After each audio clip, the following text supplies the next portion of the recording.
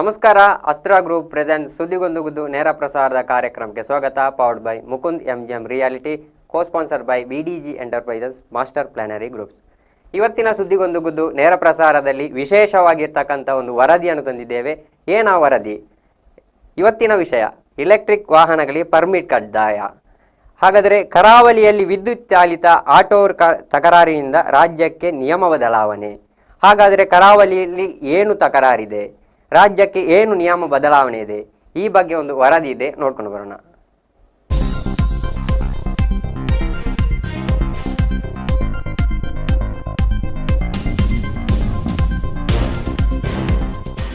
ರಾಜ್ಯಾದ್ಯಂತ ಬ್ಯಾಟರಿ ಚಾಲಿತ auto, taxi ಸಹಿತ ವಾಣಿಜ್ಯ ಉದ್ದೇಶದ ಈ ವಾಹನಗಳಿಗೆ ಪರ್ಮಿಟ್ನ ನಿಯಂತ್ರಣ ಹೇರಲು ರಾಜ್ಯ ಸಾರಿಗೆ ಇಲಾಖೆ ಮುಂದಾಗಿದೆ.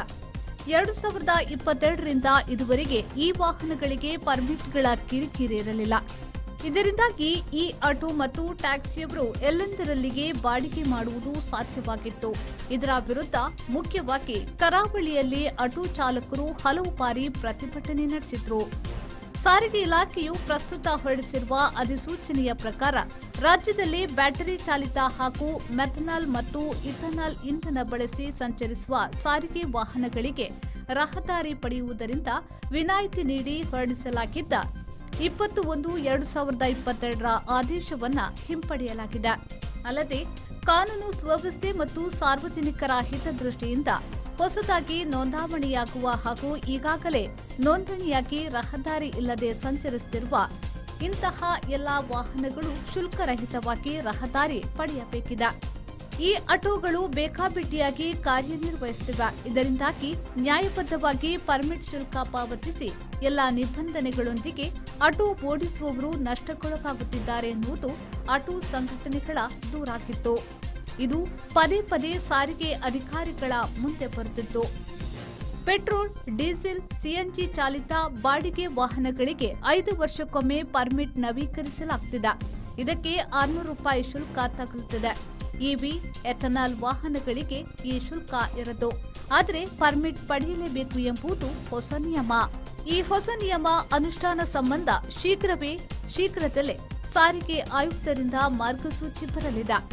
ಬಳಿಕ ಹೊಸ ಹಾಗೂ ಈಗಾಗಲೇ ನೋಂದಣಿಯಾದ ಪರಿಸರ ಸ್ನೇಹಿ ವಾಹನಗಳಿಗೆ ಶುಲ್ಕ ರಹಿತವಾಗಿ ಪರ್ಮಿಟ್ ನೀಡುವ ಪ್ರಕ್ರಿಯೆ ಆರಂಭವಾಗಲಿದೆ. 2018ರ ಅಕ್ಟೋಬರ್ ತಿಂಗಳಿನಲ್ಲಿ ಕೇಂದ್ರ ಭೂ ಸಾರಿಗೆ ಸಚಿವಾಲಯವು ಬಯೋ ಇಂಧನ ಬ್ಯಾಟರಿ ಚಾಲಿತ ವಾಹನಗಳಿಗೆ ಪರ್ಮಿಟ್ ಪಡೆಯುವುದರಿಂದ ವಿನಾಯಿತಿ ನೀಡಿತ್ತು. 2022ರ ಜನವರಿ 1ರಿಂದ ಇದನ್ನು ರಾಜ್ಯದಲ್ಲಿ ಅನುಷ್ಠಾನಕ್ಕೆ ತರಲಾಗಿತ್ತು. ಪರಿಸರ ಸ್ನೇಹಿ ವಾಹನಗಳಿಗೆ ಉತ್ತೇಜನ ನೀಡುವ ಉದ್ದೇಶದಿಂದ ಈ ಕ್ರಮಗಳನ್ನು ಕೈಗೊಳ್ಳಲಾಗಿದೆ. Bureau report, V4 news, Mangaluru.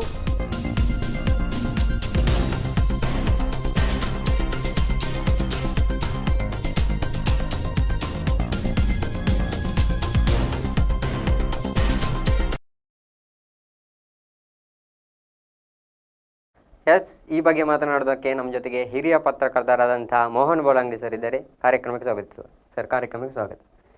Sir, ಈಗಾಗಲೇ ಎಲೆಕ್ಟ್ರಿಕ್ ವಾಹನಗಳ ಬಾಡಿಗೆ ವಾಹನಗಳಿಗೆ ಪರವಾನಗಿ ಕಡ್ಡಾಯ ಅಂತ ಬಂದಿದೆ. ಇದರ ಬಗ್ಗೆ ಸರ್ ನೋಡಿ, 4 ವರ್ಷಗಳ ಹಿಂದೆ ಎಲೆಕ್ಟ್ರಿಕ್ ವಾಹನಗಳು ರಸ್ತೆಗೆ ಇಳಿದಂತ ಸಂದರ್ಭದಲ್ಲಿ ಅದಕ್ಕೆ ಪ್ರೋತ್ಸಾಹ ಕೊಡುವ ನಿಟ್ಟಿನಲ್ಲಿ ಕೇಂದ್ರ ಸರ್ಕಾರ ಇಂತಹ ಒಂದು ರೂಲ್ಸ್ ಅನ್ನು ತಂದಿತ್ತು. ಆ ವಾಹನಗಳಿಗೆ ಪರ್ಮಿಟ್ ಅಗತ್ಯ ಇಲ್ಲ ಅಂತ ಹೇಳಿ. ಅದನಂತರ ಸಾವಿರಾರು ಸಂಖ್ಯೆಯಲ್ಲಿ ಈ ವಾಹನಗಳು ರಸ್ತೆಗಿಳಿಯ ತೊಡಗಿದವು. ಅದು ಉದ್ಯೋಗವಾಗಿ ಉದ್ಯಮವಾಗಿ ಬದಲಾವಣೆಯೂ ಆಯಿತು. ಒಬ್ಬೊಬ್ಬರು 10 ರಿಕ್ಷಾಗಳನ್ನು ಖರೀದಿ ಮಾಡಿ ಅದನ್ನು ಬಾಡಿಗೆಗೆ ಕೊಡುವಂಥದ್ದು. ಆದರೆ ಈ ಆಟೋಗಳ ಮೇಲೆ ಪ್ರಾದೇಶಿಕ ಸಾರಿಗೆ ಪ್ರಾಧಿಕಾರಕ್ಕೆ, RTA ಅಂತ ಏನು ಹೇಳ್ತೇವೆ ನಾವು, ಅವರಿಗೆ ಯಾವುದೇ ನಿಯಂತ್ರಣ ಇರಲಿಲ್ಲ. ಯಾವುದೇ ನಿಯಂತ್ರಣ ಇಲ್ಲ. ಯಾಕಂತ ಹೇಳಿದರೆ ಅವರಿಗೆ ಪರ್ಮಿಟೇ ಇಲ್ಲ ಅಂತ ಆದಮೇಲೆ ಪರ್ಮಿಟಲ್ಲಿ ಕಂಡೀಷನ್ಸ್ ಅಂತ ಇಲ್ಲ, ಪರ್ಮಿಟೇ ಇಲ್ಲ. ಮತ್ತು ಕಂಡೀಷನ್ಸ್ ಏನಿದೆ? ಈಗ ಬೇರೆ ಆಟೋಗಳಿಗಾದರೆ, ಬೇರೆ ಪ್ರವಾಸಿ ಟ್ಯಾಕ್ಸಿಗಳಿಗಾದರೆ ಪರ್ಮಿಟ್ ಇದೆ, ಪರ್ಮಿಟಿಗೆ ಕಂಡೀಷನ್ಸ್ ಇದೆ. ಒಂದು ವೇಳೆ ಆ ಕಂಡೀಷನ್ಗಳನ್ನು ನೀವು ವೈಲೇಷನ್ ಮಾಡಿದರೆ ಪರ್ಮಿಟ್ ಕ್ಯಾನ್ಸಲ್ ಮಾಡ್ಬೋದು. ಕ್ಯಾನ್ಸಲ್ ಆದರೆ ಆ ವಾಹನಗಳು ಬಾಡಿಗೆ ಮಾಡುವಂತಿಲ್ಲ. ಇಂತಹ ಕಡ್ಡಾಯ ನಿಯಮಗಳಿತ್ತು. ಆದರೆ ನಿಮಗೆ ಪರ್ಮಿಟೇ ಇಲ್ಲ ಅಂತ ಆದ ಮೇಲೆ ನಿಮಗೆ ಯಾವುದೇ ರೀತಿಯ ಲಗಾಮು ಇಲ್ಲ, ಆ ರೀತಿಯಾಗಿ ಬಂತು. ಆದರೆ ಇದರ ಅಪಾಯವನ್ನು ಸುರಿಗೆ ಗ್ರಹಿಸಿದ್ದೇ ಸ್ಥಳೀಯ ರಿಕ್ಷಾ ಚಾಲಕರು ಮತ್ತು ಬಾಲಕರು. ಇದು ರಾಜ್ಯಾದ್ಯಂತ ದೇಶಾದ್ಯಂತ ಈ ಆಟೋಗಳು ರಸ್ತೆಗೆ ಇಳಿದ್ರು. ಆದರೆ ಅದರ ಸಾಧಕ ಬಾಧಕಗಳೇನು ಎನ್ನುವುದನ್ನು ಯಾರೂ ಅರ್ಥ ಮಾಡಿಕೊಳ್ಳಿಲ್ಲ. ಮೊದಲಿಗೆ ಅರ್ಥ ಮಾಡಿಕೊಂಡದ್ದೇ ಮಂಗಳೂರಿನ ರಿಕ್ಷಾ ಚಾಲಕರು. ಇದು ಮುಂದಿನ ದಿನಗಳಲ್ಲಿ ಇದೊಂದು ಉದ್ದಿಮೆಯಾಗಿ ಬದಲಾವಣೆ ಆಗುತ್ತೆ. ಇದರಿಂದಾಗಿ ಇದರ ಮೇಲೆ ಯಾವುದೇ ಲಗಾಮು ಇಲ್ಲದೆ ಇದ್ದರೆ ಇದು ಬೇಕಾಬಿಟ್ಟಿಯಾಗಿ ಹರಡಬಹುದು. ಇದು ಒಟ್ಟಾರೆಯಾಗಿ ವ್ಯವಸ್ಥೆಗೆ ಮಾರಕ ಆಗ್ತದೆ ಅಂತ. ಆದ್ದರಿಂದಾಗಿ ಅವರು ಪ್ರತಿಭಟನೆ ಮಾಡಿದ್ರು, ಪಾರ್ಕ್ನಲ್ಲಿ ಅವಕಾಶ ಇಲ್ಲ ಅಂತ ಹೇಳಿದ್ರು. ಆಗ ಈ ಆಟೋಗಳಿಗೂ ಇಲ್ಲಿ ನಿಗದಿತ ಆಟೋಗಳಿನ ಚಾಲಕರಿಗೂ ಘರ್ಷಣೆಗಳು ಸಂಭವಿಸಿತು. ಆದರೆ ಆಟೋ ಪಾರ್ಕ್ಗಳು ಯಾವುದು, ಅದಕ್ಕಂತ ಹೇಳಿ ಬೇರೆ ಪಾರ್ಕ್ ಮಾಡ್ಲಿಕ್ಕೆ ಆಗ್ತದ? ಆಗುವುದಿಲ್ಲ. ಇಲ್ಲಿ ಇರುವಂತಹ ಪಾರ್ಕ್ಗಳಲ್ಲಿ ಹಿಂದೆ ಎಷ್ಟು ಪಾರ್ಕ್ಗಳಿತ್ತು ಅಂತಹ ಪಾರ್ಕ್ಗಳು ಈಗ ನಾಮವಿಶೇಷ ಆಗಿದೆ. ಪಾರ್ಕ್ಗಳ ಸಂಖ್ಯೆ ಕಡಿಮೆಯಾಗಿದೆ, ನಗರ ವಿಸ್ತಾರವಾಗಿದೆ. ಅದರಿಂದಾಗಿ ಇಲ್ಲಿ ಯಥೇಚ್ಛವಾಗಿ ರಿಕ್ಷಾಗಳು ತುಂಬಿದ್ದವು ಆಲ್ರೆಡಿ. ಆದ್ದರಿಂದ ಇಲ್ಲಿ ಪರ್ಮಿಟ್ ಇಶ್ಯೂ ಮಾಡ್ತಾ ಇರಲಿಲ್ಲ. ನಿಮಗೆ ದಕ್ಷಿಣ ಕನ್ನಡ ಜಿಲ್ಲೆಯಲ್ಲಿ ಮಂಗಳೂರಿನಲ್ಲಿ ರಿಕ್ಷಾಗಳು ಮಿತಿಮೀರಿದ ಸಂಖ್ಯೆಯಲ್ಲಿದೆ ಅಂತ ಹೇಳಿ ಪರ್ಮಿಟ್ ಇಶ್ಯೂ ಆಗ್ತಾ ಇರಲಿಲ್ಲ. ಹೊಸ ರಿಕ್ಷಾಗಳಿಗೆ ಪರ್ಮಿಟೇ ಇರಲಿಲ್ಲ. ಹಳೆ ರಿಕ್ಷಾದ ಪರ್ಮಿಟ್ಗಳನ್ನು ಇಲ್ಲಿ ಪರ್ಚೇಸ್ ಮಾಡುವಂತ ಪರಿಸ್ಥಿತಿ ಇತ್ತು.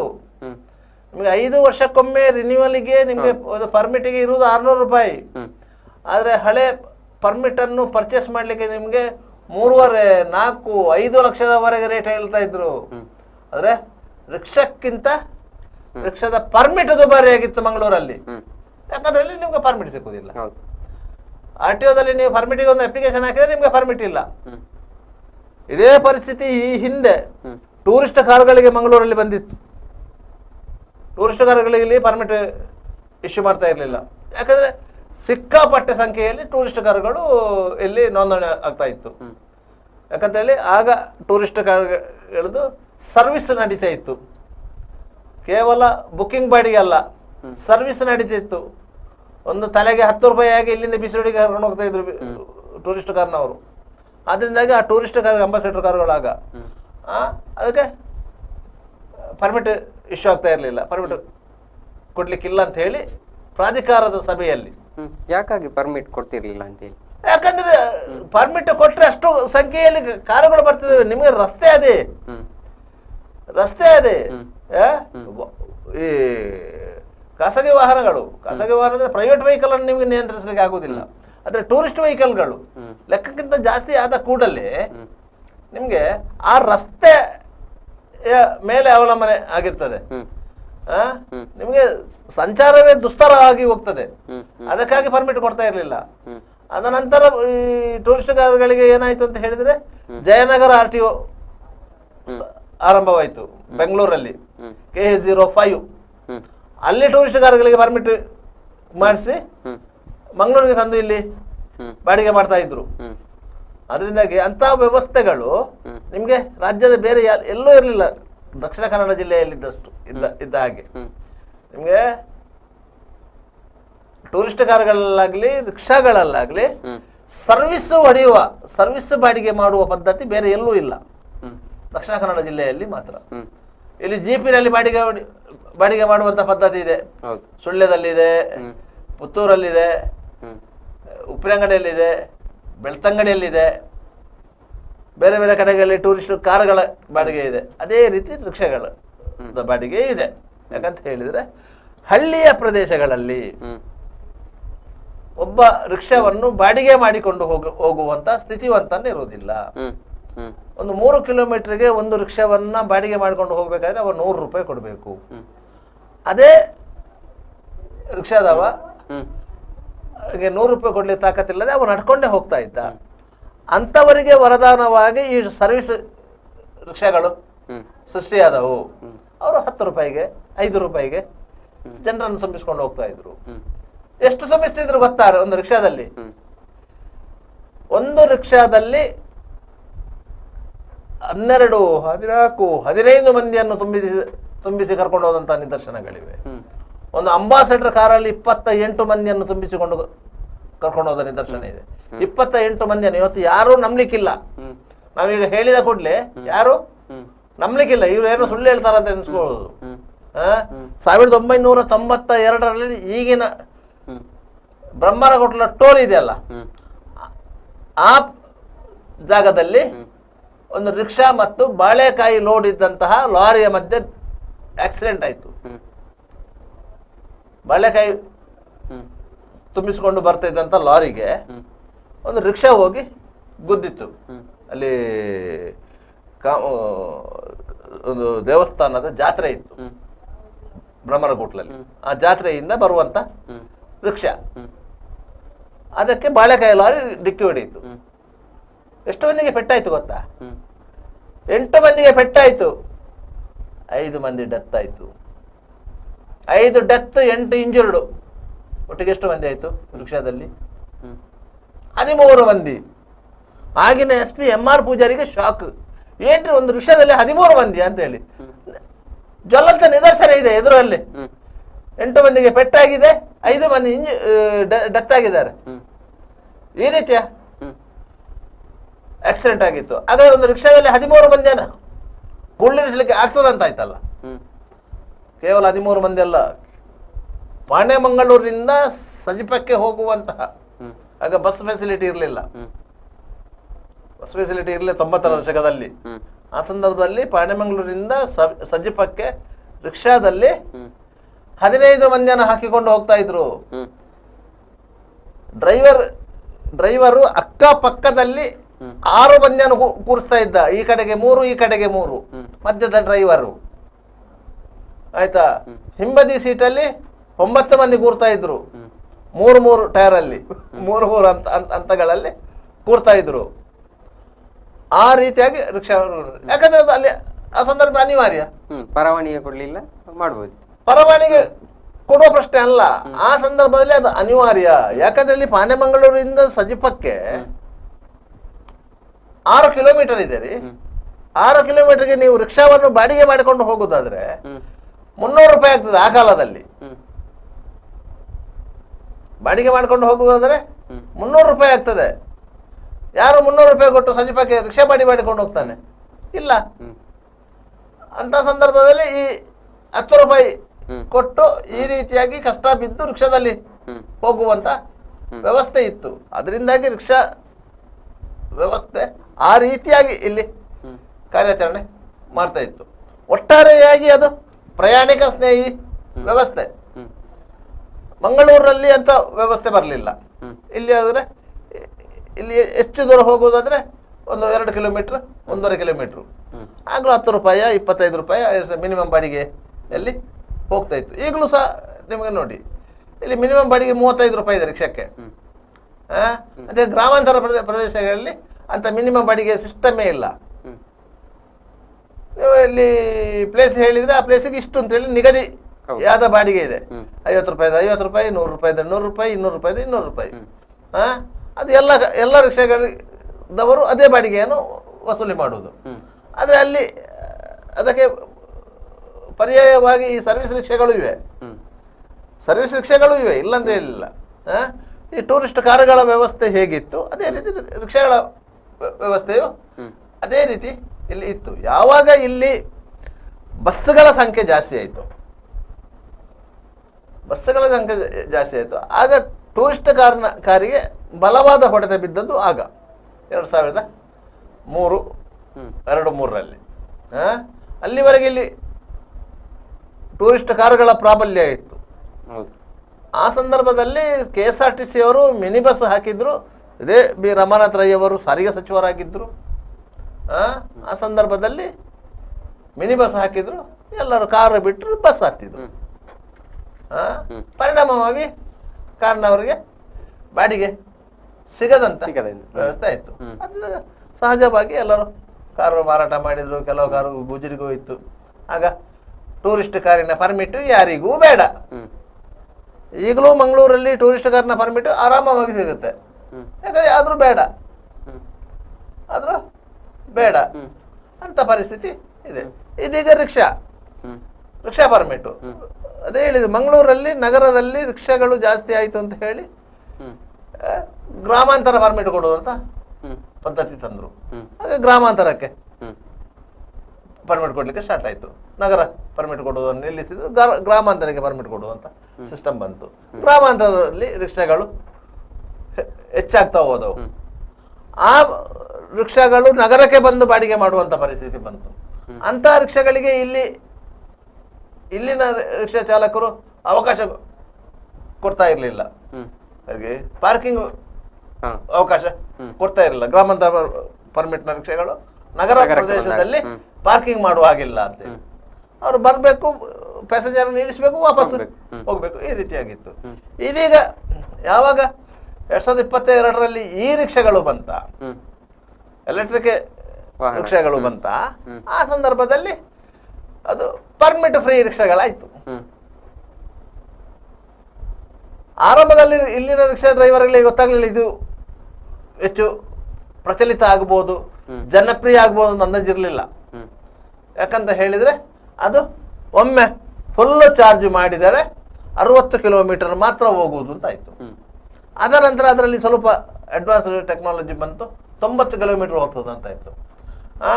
ಒಬ್ಬರನ್ನು ಬಾಡಿಗೆಗೆ ಒಂದು ದೂರಕ್ಕೆ ಕರ್ಕೊಂಡು ಹೋದ್ರೆ ಚಾರ್ಜ್ ಖಾಲಿಯಾಗಿ ನಿಂತರೆ ಅಲ್ಲಿ ಪರ್ಯಾಯ ವ್ಯವಸ್ಥೆ ಮಾಡಲಿಕ್ಕೆ ಸಾಧ್ಯ ಆಗುವುದಿಲ್ಲ. ಅದರಿಂದಾಗಿ ಈ ರಿಕ್ಷಾಗಳು ಇಲ್ಲಿಗೆ ಸೂಟ್ ಆಗುವುದಿಲ್ಲ ಅಂತೇಳಿ.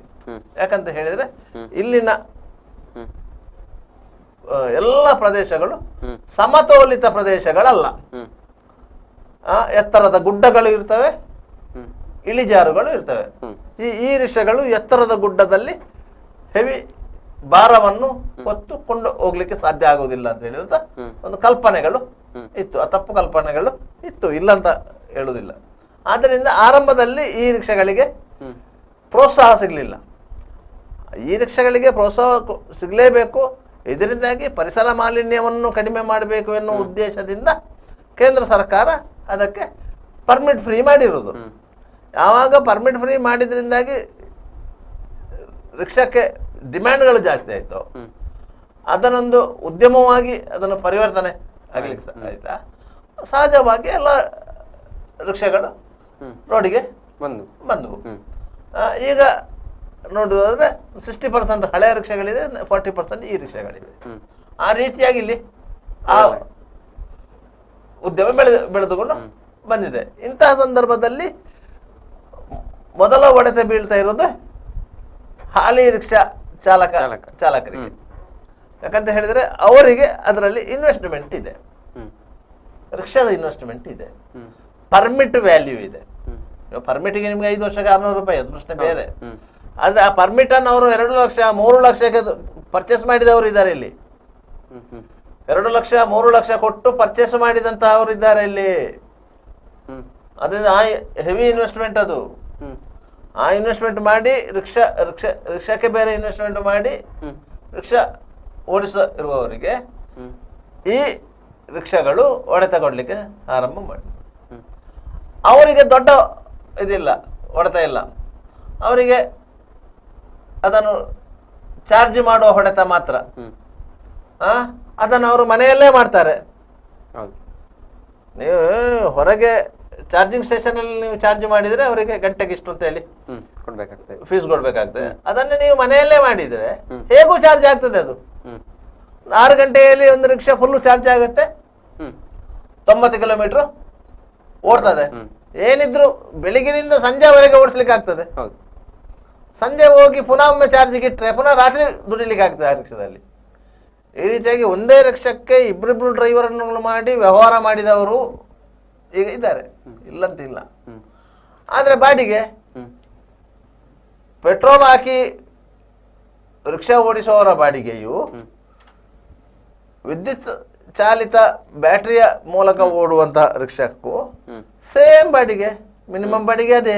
ಹ್ಮ್ ಅದರಿಂದಾಗಿ ಅಂತಹ ರಿಕ್ಷಾಗಳು ಪಾರ್ಕಲ್ಲಿ ನಿಲ್ಬಾರ್ದು, ಪಾರ್ಕಲ್ಲಿ ನಿಲ್ಲಿದ ಅವಕಾಶ ಕೊಡುವುದಿಲ್ಲ ಅಂತಂದ ಪ್ರಶ್ನೆಗಳು ಬಂದಾಗ ಚಿಕ್ಕ ಪುಟ್ಟ ಘರ್ಷಣೆಗಳು ಆರಂಭವಾಯಿತು.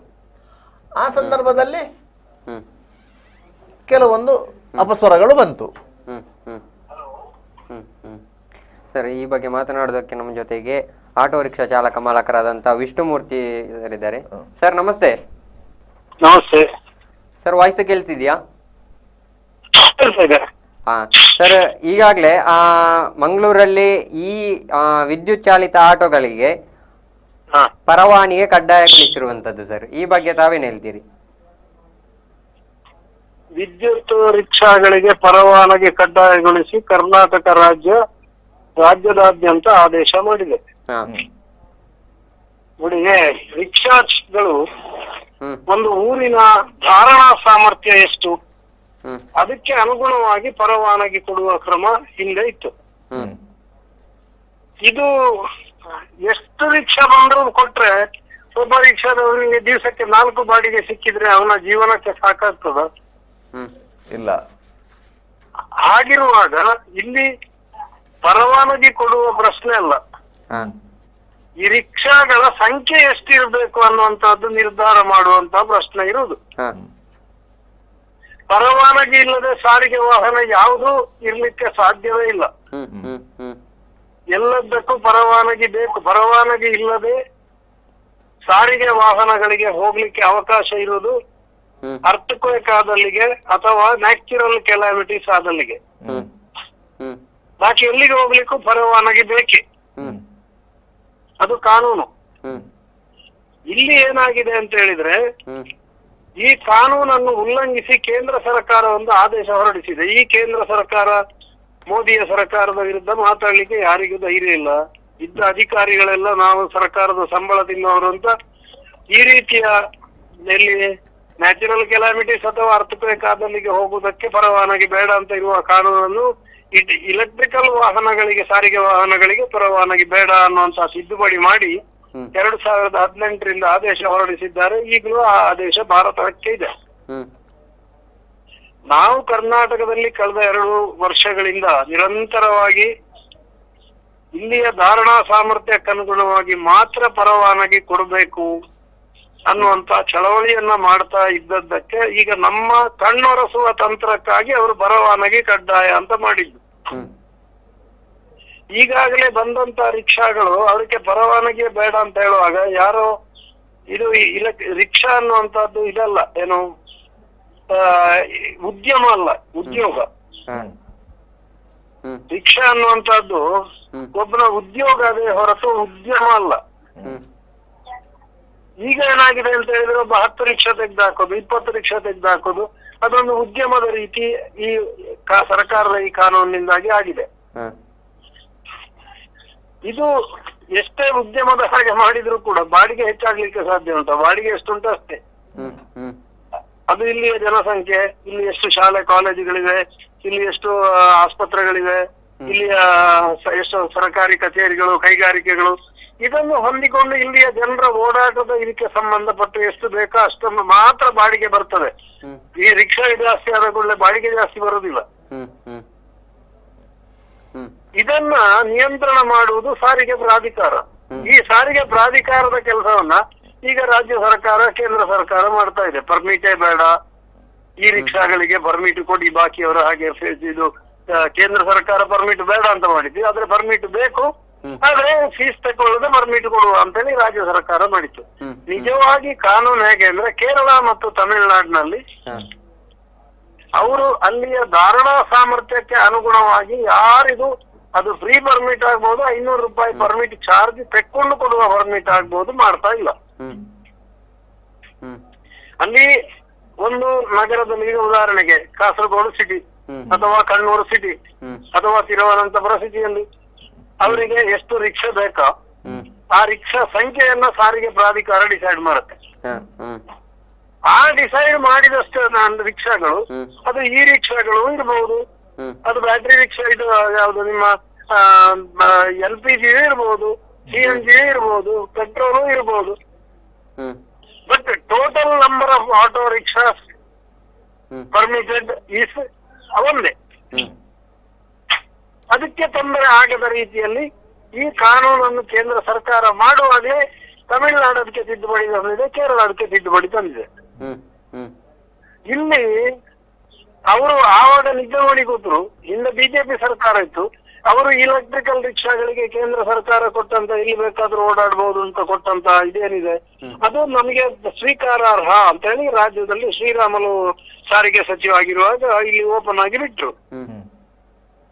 ಈಗ ರಾಮಲಿಂಗಾರೆಡ್ಡಿ ಅವರು ಬಂದ ನಂತರ ಪರ್ಮಿಟ್ ಕೊಡಿ ಅವರಿಗೆ ಅಂತ, ಫ್ರೀಯಾಗಿ ಪರ್ಮಿಟ್ ಕೊಡಿ ಅಂತ ಹೇಳಿ ಈಗ ಮೊನ್ನೆ ತಿದ್ದುಪಡಿ ಮಾಡಿದ್ದಾರೆ.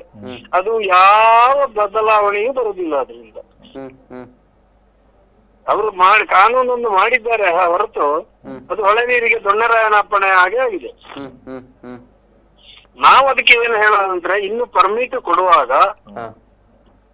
ಈಗ ಆಟೋ ರಿಕ್ಷಾ ಚಾಲಕ ಎಲ್ಲಿ ಅವನು ಜಿಲ್ಲೆಯಾದ್ಯಂತ, ರಾಜ್ಯದಾದ್ಯಂತ, ದೇಶದಾದ್ಯಂತ ಎಲ್ಲಿ ಬೇಕಾದ್ರೂ ಓಡಿಸಬಹುದು ಅಂತ ಈಗ ಇರುವಂತಹದ್ದು ಕೇಂದ್ರ ಸರ್ಕಾರದ ಇದು.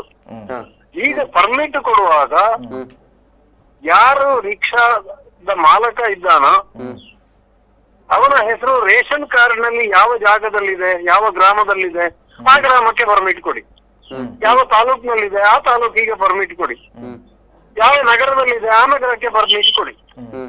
ಹೊರತು ದೇಶದಾದ್ಯಂತ, ರಾಜ್ಯದಾದ್ಯಂತ, ಜಿಲ್ಲೆಯಾದ್ಯಂತ ತಿರುಗಾಡಬಹುದು ಅಂತ ಹೇಳುವಂತ ಪರ್ಮಿಟ್ ಅನ್ನು ಕೊಡಬೇಡಿ. ಒಂದು. ಎರಡನೇದು, ಇಲ್ಲಿ ಮಂಗಳೂರಿನಲ್ಲಿ ಬಂದಂತ ಇಲೆಕ್ಟ್ರಿಕಲ್ ರಿಕ್ಷಾಗಳು ಈಗಾಗಲೇ ಸುಮಾರು 2-3 ಸಾವಿರ ರಿಕ್ಷಾಗಳು ಬಂದಿವೆ. ಈ ರಿಕ್ಷಾಗಳು ಅದರಲ್ಲಿ ತಮಿಳುನಾಡಿನವರು ಇದ್ದಾರೆ, ಉತ್ತರ ಕರ್ನಾಟಕದವರು ಇದ್ದಾರೆ, ಕೇರಳದವರು, ಬೇರೆ ಬೇರೆ ಬೇರೆ ಹಲವಾರು ಕಡೆಯವರು ಇದ್ದಾರೆ, ಮಂಗಳೂರಿನವರು ಅಲ್ಲದವರು ಇದ್ದಾರೆ. ಈ ಪರವಾನಗಿಯನ್ನು ಕೊಡುವಾಗ ಯಾರಿಗೆ ಮಂಗಳೂರಿನಲ್ಲಿ voter ID, ration card, Aadhaar ಎಲ್ಲಾ ದಾಖಲೆಗಳು ಅವ್ರದ್ದು ಕಳೆದ 5 ವರ್ಷಗಳಿಂದ ಇಲ್ಲಿಯೇ ಇದ್ದವರಾಗಿದ್ರೆ ಕೊಡಿ, ಇಲ್ಲದಿದ್ರೆ ಅವರದ್ದು ಎಲ್ಲಿ ಅದು ಉಂಟು ಅಲ್ಲಿಗೆ ಕಳಿಸಿ ಅನ್ನುವಂತಹದ್ದು ನಮ್ಮ ಅಭಿಮತ. ಅದನ್ನ ಸಾರಿಗೆ ಪ್ರಾಧಿಕಾರ ನಿಯಂತ್ರಣ ಮಾಡಿದ್ರೆ ಏನಾದ್ರೂ ಪ್ರಯೋಜನ ಆಗ್ಬಹುದು. ಪ್ರಯೋಜನ ಅಂದ್ರೆ ಇಲ್ಲಿವರೆ ಈಗ ಇದ್ದಾಗೆ ನೋಡಿ, ಈಗ ಇಲ್ಲಿ ನಂತೂರು ಸರ್ಕಲ್ಗೆ ಹೋಗಿ ಪೀಕ್ ಅವರ್ಸ್ ನಲ್ಲಿ ಅಲ್ಲಿ ಒಂದು ಸರ್ಕಲ್ ಕ್ರಾಸ್ ಆಗ್ಬೇಕಾದ್ರೆ 2 ಗಂಟೆ ಬೇಕು. ಇನ್ನು ಅಂತದ್ದೇ ಹಲವಾರು ಜಂಕ್ಷನ್ಗಳು ಕರ್ನಾಟಕದ ಇದು ಮಂಗಳೂರು ನಗರದಲ್ಲೇ ಒಂದು 7-8 ಇದೆ. ಈ ರೀತಿ ಸಾರಿಗೆಯ ಒತ್ತಡ ಆಗೋದು ಯಾಕೆ ಅಂತ ಹೇಳಿದ್ರೆ ಇಲ್ಲಿಯ ಅಗತ್ಯಕ್ಕಿಂತ, ಉದಾಹರಣೆಗೆ ಈಗ ನಾನೊಂದು ಕಾರ್ ತೆಕ್ಕೊಂಡ್ರೆ ನಾನು ಕಾರನ್ನು ದಿವಸದ ಒಂದು ಅರ್ಧ ಗಂಟೆ ಎಲ್ಲಿಯಾದ್ರೂ ನನಗೆ ಹೋಗ್ಲಿಕ್ಕಿದ್ರೆ ಹೋಗ್ಲಿಕ್ಕೆ ಬರ್ಲಿಕ್ಕೆ ಯೂಸ್ ಮಾಡ್ತೇನೆ. ಅದು ಅರ್ಧ ಗಂಟೆ ಸಾರಿಗೆ ವಾಹನದ ಇದರಲ್ಲಿ ಇರ್ತದೆ, ಎಲ್ಲಿ ರಸ್ತೆಯಲ್ಲಿ ಇರ್ತದೆ. ಬಾಕಿ ಹೊತ್ತಿಗೆ ನನ್ನ ಆಫೀಸ್ ನ ಗ್ಯಾರೇಜ್ ನಲ್ಲಿ, ಪಾರ್ಕ್ ನಲ್ಲಿ ಅಥವಾ ಮನೆಯ ಪಾರ್ಕಿಂಗ್ ನಲ್ಲಿ ಇರ್ತದೆ. ಅದೇ ಸಾರಿಗೆ ವಾಹನ ಆದ್ರೆ ಕನಿಷ್ಠ ಪಕ್ಷ ದಿವಸಕ್ಕೆ 10 ಗಂಟೆ ಮಾರ್ಗದಲ್ಲಿ ಇರ್ತದೆ. ಸರ್, ಈ ಬಗ್ಗೆ ಸ್ಥಳೀಯರ ಅಭಿಪ್ರಾಯ ಹೇಗಿದೆ? ಯಾವುದು ಈ ಪರವಾನಗಿ ಕೊಟ್ಟಂತ ಇದೆಯಲ್ಲ ಅದರ ಬಗ್ಗೆ ಸ್ಥಳೀಯರ ಪರವಾನಗಿ ಕೊಟ್ಟದ್ದನ್ನು ಯಾವ ಶರ್ತಗಳ ಮೇಲೆ ಪರವಾನಗಿ ಕೊಡಬೇಕು ಅನ್ನುವಂಥದ್ದು ನಾನೀಗ ಹೇಳಿದಲ್ಲ, ಅವರ ಆಧಾರ್ ಮತ್ತೊಂದು ಇನ್ನೊಂದು ಎಲ್ಲ ಎಲ್ಲಿದೆಯೋ ಆ ಜಾಗದಿಂದ ಈಗ ಪರ್ಮಿಟ್, ರಿಕ್ಷಾಗಳಿಗೆ ಪರ್ಮಿಟ್ ಇರೋದು ಹೇಗೆ ಈ ಹಿಂದೆ, ಆ ಪರ್ಮಿಟಿನ ಹೋಲ್ಡರ್ ಎಲ್ಲಿದ್ದಾನ ಅವನು ಮನೆಯ ಪಕ್ಕದಲ್ಲಿರುವ ರಿಕ್ಷಾ ಪಾರ್ಕಿನಿಂದ 8 ಕಿಲೋಮೀಟರ್ಗಳಿಗೆ ಹೋಗ್ಲಿಕ್ಕೆ ಮಾತ್ರ ಅವನಿಗೆ ಪರವಾನಗಿ ಇರುವುದು. ಮಂಗಳೂರಿನಂತ ನಗರದಲ್ಲಿ ಅದನ್ನು ನಗರದಾದ್ಯಂತ ಎಲ್ಲಿ ಬೇಕಾದ್ರೂ ಹೋಗ್ಬಹುದು ಅಂತ ಮಾಡಿದ್ದಾರೆ ಮಹಾನಗರ ಪಾಲಿಕೆಯಲ್ಲಿ. ತಾಲೂಕಿನಲ್ಲಿ ಹಾಗೆ ಮಂಗಳೂರು ತಾಲೂಕಿನೊಳಗೆ ಎಲ್ಲಿ ಬೇಕಾದ್ರೂ ಹೋಗ್ಬಹುದು ಅಂತ ಮಾಡಿದ್ದಾರೆ. ಇಂಥ ಕೆಲವೊಂದು ಬದಲಾವಣೆಗಳನ್ನು ಅಲ್ಲಲ್ಲಿ ಮಾಡಿದ್ದಾರೆ. ಇಲ್ಲಿ ಗ್ರಾಮಾಂತರ ವಲಯ ಪರ್ಮಿಟ್ ಇದೆಯಲ್ಲ, ಗ್ರಾಮಾಂತರ ವಲಯದಲ್ಲಿರುವ ಪರ್ಮಿಟ್ ಗ್ರಾಮಾಂತರದಲ್ಲಿ ಓಡಾಡಬೇಕು, ಬಾಡಿಗೆ ಮಾಡಬೇಕು. ನಗರದಲ್ಲಿರುವಂತದ್ದು ನಗರದಲ್ಲಿ ಬಾಡಿಗೆ ಮಾಡಬೇಕು. ನಗರದಿಂದ ಗ್ರಾಮಾಂತರಕ್ಕೂ ಬಿಟ್ಟು ಬರಬಹುದು, ಗ್ರಾಮಾಂತರದಿಂದ ನಗರಕ್ಕೂ ಬಿಟ್ಟು ಬರಬಹುದು. ಬಾಡಿಗೆ ಮಾಡುವಾಗಿಲ್ಲ ಅಲ್ಲಿ. ಆದ್ರೆ ಅಲ್ಲಲ್ಲ, ಇಲ್ಲಿ ಪಿಕಪ್ ಮಾಡುವಾಗಿಲ್ಲ. ಪಿಕಪ್ ಮಾಡುವಾಗಿಲ್ಲ. ಗ್ರಾಮಾಂತರದವರು ನಗರಕ್ಕೆ ಬಂದ್ರೆ ನಗರದಲ್ಲಿ ಪಿಕಪ್ ಮಾಡುವಾಗಿಲ್ಲ, ನಗರದವರು ಗ್ರಾಮಾಂತರಕ್ಕೆ ಹೋದ್ರೆ ಅಲ್ಲಿ ಪಿಕಪ್ ಮಾಡುವಾಗಿಲ್ಲ. ಎಸ್, ಓಕೆ ಸರ್, ಮಾತನಾಡಿದ್ದಕ್ಕೆ ಧನ್ಯವಾದಗಳು. Thank you. ಓಕೆ. ನೋಡಿ, ರಿಕ್ಷಾ ಚಾಲಕ ಮಾಲಕರ ಸಂಘದ ಪ್ರಮುಖ ಪದಾಧಿಕಾರಿಯಾಗಿ ವಿಷ್ಣುಮೂರ್ತಿಯವರು 10 ಹಲವು ವರ್ಷಗಳಿಂದ ಹೋರಾಟಗಳನ್ನ ಮಾಡ್ತಾ ಇದ್ರು. ಅವರ ಸಾಮಾಜಿಕ ಕಳಕಳಿ ಇದರ ಬಗ್ಗೆ ಸ್ಪಷ್ಟ. ಯಾಕಂತ ಹೇಳಿದ್ರೆ ಒಬ್ಬ ರಿಕ್ಷಾ ಪರ್ಚೇಸ್ ಮಾಡ್ತಾರಂತಂದ್ರೆ ಅವ ಅದನ್ನು ವೈಯಕ್ತಿಕ ಉದ್ಯೋಗಕ್ಕಾಗಿ ಬಳಸ್ತಾನ ಅಥವಾ ಇನ್ನೊಬ್ಬ ರಿಕ್ಷಾ ಚಾಲಕನಿಗೆ ಕೊಟ್ಟು ಅದರಿಂದ ಬಾಡಿಗೆಯನ್ನು ಪಡ್ಕೊಳ್ತಾನ. ಸ್ವಉದ್ಯೋಗ ಮಾಡುವಂತಹ ಯುವಕರಿಗೆ ಉತ್ತೇಜನ ಕೊಡುವಂತಹ ವ್ಯವಸ್ಥೆಯೋ ಅಥವಾ ಅದು ಒಂದು ಉದ್ಯಮವೋ ಅಂತ ಅವರ ಸಾಮಾಜಿಕ ಕಳಕಳಿ ಅದು. ಯಾಕಂತ ಹೇಳಿದ್ರೆ ಫ್ರೀ ಪರ್ಮಿಟ್ ಅಂತ ಅದ ಕೂಡಲೇ ಹಿಂದೆ ಪರ್ಮಿಟೇ ಇರಲಿಲ್ಲ, ಈಗ ಫ್ರೀ ಪರ್ಮಿಟ್ ಅಂತ ಆದ ಕೂಡಲೇ ಪುನಃ ಒಬ್ಬ ಒಂದು 10 ರಿಕ್ಷಾ ಪರ್ಚೇಸ್ ಮಾಡಿ ಅದಕ್ಕೊಂದು ಪರ್ಮಿಟ್ ಫ್ರೀ ಪರ್ಮಿಟ್ ಮಾಡಿಸಿ ಅದನ್ನು ನಗರದ ಒಳಗೆ 10 ಮಂದಿ ರಿಕ್ಷಾ ಚಾಲಕರಿಗೆ ನಡೆಸಲಿಕ್ಕೆ ಕೊಡ್ತಾನೆ. ಅದರಿಂದಾಗಿ ಅಂತಹ ರಿಕ್ಷಾಗಳು ಬಂದರೆ ಅದೊಂದು ಉದ್ಯಮ ಆಗ್ತದೆ. ಅದೇ ನೀವು ಸ್ವಉದ್ಯೋಗಕ್ಕಾಗಿ ನೀವು ಒಬ್ಬ ವ್ಯಕ್ತಿ ಒಂದು ರಿಕ್ಷಾ ಪರ್ಚೇಸ್ ಮಾಡ್ತಾನಂತಾದ್ರೆ ಅವನಿಗೆ ಪರ್ಮಿಟ್ ಕೊಡೋದಾದ್ರೆ ಅವನ ಮನೆ ಎಲ್ಲಿ ಇದೆಯೋ ಅವನ ಆಧಾರ್ ಕಾರ್ಡ್ ಅಥವಾ ರೇಷನ್ ಕಾರ್ಡ್ ಕಳೆದ 5 ವರ್ಷಗಳಿಂದ ಆತ ಅದೇ ವಿಳಾಸದಲ್ಲಿ ಇದ್ದಾರಂತಾದ್ರೆ ಅವನಿಗೆ ಆ ಏರಿಯಾಕ್ಕೆ ಪರ್ಮಿಟ್ ಕೊಡಬೇಕು ಅಂತ ಹೇಳೋದು ಪರ್ಮಿಟ್ ಕಂಡೀಷನ್ಸ್. ಈಗ ಕೋಡಿಕಲ್ನ ಒಂದು ಏರಿಯಾಕ್ಕೆ ಪರ್ಮಿಟ್ ಕೊಡ್ಬೇಕು ಅವನಿಗೆ. ಅವ ಅಲ್ಲಿ ಕೋಡಿಕಲ್ಲೇ ಬಾಡಿಗೆ ಮಾಡಬೇಕು. ಅವನು ಒಂದು 8 ಕಿಲೋಮೀಟರ್ ಸುತ್ತಳತೆಯಲ್ಲಿ ಬಾಡಿಗೆ ಮಾಡ್ಬೋದು. ಕೋಡಿಕಲ್ಲು, ಕೂಳೂರು, ಈ ಕಡೆಯಿಂದ ಉರುವಷ್ಟೂರು ಅಪ್ ಟು ಲೇಡಿಲ್ವರೆಗೆ 8 ಕಿಲೋಮೀಟರ್ ಅಂದ್ರೆ ಆ ರೀತಿಯಲ್ಲಿ ಬಾಡಿಗೆ ಮಾಡ್ಬೋದು. ಅವ ಬಂದು KSRTCಯಲ್ಲಿ, PVS ಅಲ್ಲಿ, ಜ್ಯೋತಿಯಲ್ಲಿ ಬಂದು ಬಾಡಿಗೆ ಮಾಡುವಾಗಿಲ್ಲ.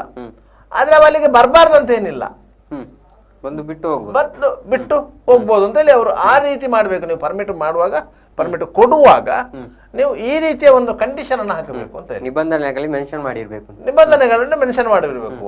ಆದರೆ ಸರ್ಕಾರದ ಸೂಚನೆಯಂತೆ ಈಗ ಈ ಆಟೋಗಳಿಗೆ ಪರ್ಮಿಟ್ ಕೊಡುವಾಗ ಆ ಯಾವುದೇ ಕಂಡೀಷನ್ಗಳು ಅಪ್ಲೈ ಆಗೋದಿಲ್ಲ. ಅವರೊಂದು ಕಂಡೀಷನ್ಸ್ ಮಾಡಿರ್ತಾರೆ, ಅಷ್ಟೇ ಕಂಡೀಷನ್ಗಳು ಅಪ್ಲೈ ಆಗೋದು. ಯಾಕಂತ ಹೇಳಿದ್ರೆ ಮಂಗಳೂರು ನಗರಕ್ಕೆ ಅಂತ ಕೊಟ್ಟಿರ್ತಾರೆ. ಮಂಗಳೂರು ನಗರ ಅಂತ ಹೇಳಿದ ಕೂಡಲೇ ನೀವು ಮಹಾನಗರ ಪಾಲಿಕೆ ವ್ಯಾಪ್ತಿ ಅಂತ ಕೇಳ್ತಾರೆ. ಈಗ ಇಲ್ಲಿ ಮಂಗಳೂರಲ್ಲಿ ಈ ಹಿಂದೆ ಪರ್ಮಿಟ್ ಕೊಡ್ತಾ ಇರುವಾಗ ಮಂಗಳೂರು ನಗರಕ್ಕೆ ಇತ್ತು. ನಗರಕ್ಕೆ ಪರ್ಮಿಟ್ ಕೊಡ್ಲಿಕ್ಕೆ ಸಾಧ್ಯ ಆಗೋದು ಇಲ್ಲಿ ಧಾರಣ ಸಾಮರ್ಥ್ಯ ಮೀರಿ ಇಲ್ಲಿ ಆಟೋ ರಿಕ್ಷಾಗಳಿವೆ. ಅದರಿಂದಾಗಿ ಇಲ್ಲಿ ಹೆಚ್ಚಿನ ಆಟೋಗಳಿಗೆ ಪರ್ಮಿಟ್ ಕೊಡುವಂತ ಪರಿಸ್ಥಿತಿ ಇಲ್ಲ ಅಂತ ಆದಾಗ ಗ್ರಾಮಾಂತರಕ್ಕೆ ಪರ್ಮಿಟ್ ಕೊಡಿ ಅಂತ ಆಯ್ತು. ಆಗ ಗ್ರಾಮಾಂತರಕ್ಕೆ ಪರ್ಮಿಟ್ ಇಶ್ಯೂ ಆಗ್ಲಿಕ್ಕೆ ಸ್ಟಾರ್ಟ್ ಆಯ್ತು. ಗ್ರಾಮಾಂತರ ಅಂದ್ರೆ ಯಾವುದು ಅಂತ ಆಯ್ತು. ನಗರ ಪಾಲಿಕೆಯ ವ್ಯಾಪ್ತಿಯನ್ನು ಹೊರತುಪಡಿಸಿದ ಆಗ ನಗರ ಪಾಲಿಕೆಯ ವ್ಯಾಪ್ತಿ ಚಿಕ್ಕದಿತ್ತು. ಅದನಂತರ ನಗರ ಪಾಲಿಕೆಯ ವ್ಯಾಪ್ತಿ ದೊಡ್ಡದಾಯ್ತು. ಸುರತ್ಕಲ್ವರೆಗೂ ನಗರ ಪಾಲಿಕೆಯ ವ್ಯಾಪ್ತಿ ಬಂತು. ತಡಂಬೈಲುವರೆಗೂ ನಿಮಗೆ ನಗರ ಪಾಲಿಕೆ ವ್ಯಾಪ್ತಿ ಬಂತು. ಈಚೆಗೆ ಉಳ್ಳಾಲ ಸೇತುವೆವರೆಗೆ ಬಂತು. ಈಚೆಗೆ ಕಣ್ಣೂರವರೆಗೆ ಬಂತು ನಗರ ಪಾಲಿಕೆಯ ವ್ಯಾಪ್ತಿ. ಅದರಿಂದ ವ್ಯಾಪ್ತಿ ದೂರ ಆಯಿತು. ಹಲವು ಪಂಚಾಯತಿಗಳು ವ್ಯಾಪ್ತಿಯೊಳಗೆ ಸೇರಿದವು. ಇನ್ನು ಮುಂದಿನ 1-2 ವರ್ಷಗಳಲ್ಲಿ ಇದು ಬೃಹತ್ ಮಂಗಳೂರು ಮಹಾನಗರ ಪಾಲಿಕೆ ಆಗತ್ತೆ. ತಲಪಾಡಿಯಿಂದ ಮುಲ್ಕಿಯವರೆಗೆ ಮಹಾನಗರ ಪಾಲಿಕೆಯ ವ್ಯಾಪ್ತಿಗೆ ಸೇರ್ತದೆ. ಆ ಸಂದರ್ಭದಲ್ಲಿ ನಿಮಗೆ ಆಟೋ ರಿಕ್ಷಾ ಪರ್ಮಿಟ್ ಎಲ್ಲಿಗೆ ಎನ್ನುವ ಪ್ರಶ್ನೆ ಬರ್ತದೆ. ಆದ್ದರಿಂದ ಈಗ ಪರ್ಮಿಟ್ ಕೊಡುವುದಾದರೂ ನೀವು ಆ ರೀತಿಯ ಒಂದು ಬೌಂಡ್ರಿಯನ್ನು ಫಿಕ್ಸ್ ಮಾಡ್ಕೋಬೇಕು. ನೀವು ಬೌಂಡ್ರಿಯನ್ನು ಫಿಕ್ಸ್ ಮಾಡದೆ ನೀವು ಪರ್ಮಿಟ್ ಕೊಡಲಿಕ್ಕೆ ಹೋದರೆ ಇದು ಎಲ್ಲ ಅಪಸವ್ಯಗಳಿಗೆ ಕಾರಣ ಆಗ್ತದೆ. ರಿಕ್ಷಾ ಚಾಲಕರ ಮಧ್ಯೆ ಹೊಡೆದಾಟಗಳಿಗೆ ಕಾರಣವಾಗ್ತದೆ. ಇದರಿಂದಾಗಿ ಅನಪೇಕ್ಷಿತ ಘಟನೆಗಳು ಸೃಷ್ಟಿಯಾಗಬಹುದು ಎನ್ನುವಂತ ಆತಂಕಗಳು ಇರುವಂತದ್ದು.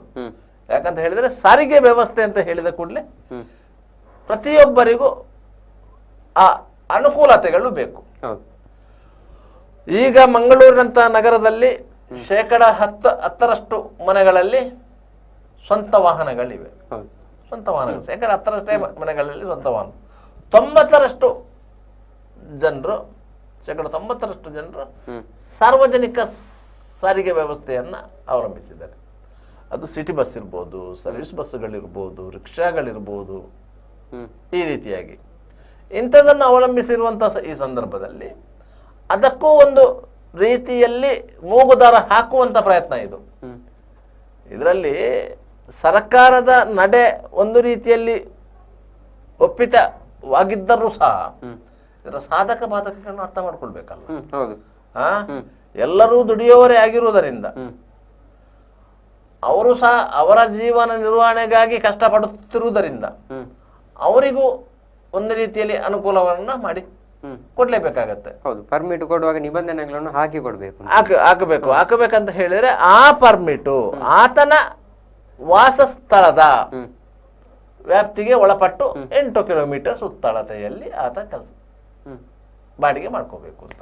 ಈಗ ಪರ್ಮಿಟ್ ಕೊಟ್ಟಾದ ನಂತರ ವಾಹನಗಳ ಹೆಚ್ಚಳ ಆಗುದಿಲ್ವಾ ಅಂತ ಹೇಳಿ? ಖಂಡಿತ ಆಗುತ್ತೆ. ನಿಮ್ಗೆ ಫ್ರೀ ಪರ್ಮಿಟ್ ಅಂತ ಆದ ಕೂಡಲೇ ನಿಮ್ಗೆ ಈಗ ಪುನಃ ಈಗ ಪರ್ಮಿಟೇ ಇಲ್ಲಂತ ಅದರಿಂದಲೇ ಈಗ 3,500-4,000 ವಾಹನಗಳು ಸಿಟಿ ಒಳಗೆ ಬಂದಿರುವುದು. ಸಿಟಿಯ ಧಾರಣ ಸಾಮರ್ಥ್ಯ ಏನಿದೆ ಅದಕ್ಕಿಂತ ಹೆಚ್ಚಾಗಿ ಈಗ ಈ ರಿಕ್ಷಾಗಳು ಬಂದಾಗಿದೆ.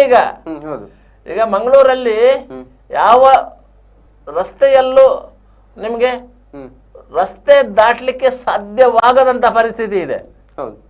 ಟ್ರಾಫಿಕ್ ಸಮಸ್ಯೆಗಳು ಜಾಸ್ತಿ ಆಗ್ತದೆ.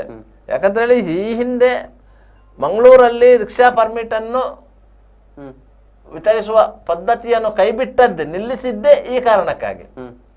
ಮಂಗಳೂರು ನಗರದಲ್ಲಿ ಲೆಕ್ಕಕ್ಕಿಂತ ಜಾಸ್ತಿ ರಿಕ್ಷಾ ಆಗಿದೆ ಅಂತ. ಒಂದು ಪಾರ್ಕಿನಲ್ಲಿ 3 ರಿಕ್ಷಾ ನಿಂತುಕೊಳ್ಳುವಂತಹ ಪಾರ್ಕಿನಲ್ಲಿ ಈಗ 60 ರಿಕ್ಷಾಗಳು ನಿಲ್ತಾ ಇದೆ. 1x20%, 1ಕ್ಕಿಂತ 20% ರಿಕ್ಷಾಗಳು ಜಾಸ್ತಿ ಆಗಿದೆ. ನಿಮಗೆ ಬಲ್ಮಠ ಪಾರ್ಕಿನಲ್ಲಿ ಒಂದು 8 ರಿಕ್ಷಾಗಳು ನಿಲ್ತಾ ಇತ್ತು. ಈಗ ಆ 8 ರಿಕ್ಷಾಗಳ ಬದಲಿಗೆ ನಿಮಗೆ 80 ರಿಕ್ಷಾಗಳು ನಿಲ್ತವೆ. ಎಲ್ಲಿ ರಸ್ತೆ ಉದ್ದಕ್ಕೂ ಇಲ್ಲಿಂದ ರಿಕ್ಷಾ ಹೋದ ಕೂಡಲೇ ಬರ್ತದೆ. ಆ ರಿಕ್ಷಾಗಳು ಬರ್ತವೆ, ಕ್ಯೂ ಅಲ್ಲಿ ಬರ್ತಾ ಇರ್ತದೆ. ಒಬ್ಬ ರಿಕ್ಷಾ ಚಾಲಕನಿಗೆ ದಿವಸಕ್ಕೆ 1 ಬಾಡಿಗೆ ಸಿಕ್ಕಿದ್ದು ಇದೆ. ತಪ್ಪಿದರೆ 2 ಬಾಡಿಗೆ 3 ಬಾಡಿಗೆ ಸಿಕ್ಕಿದ್ದು ಇದೆ. ಯಾವುದನ್ನು?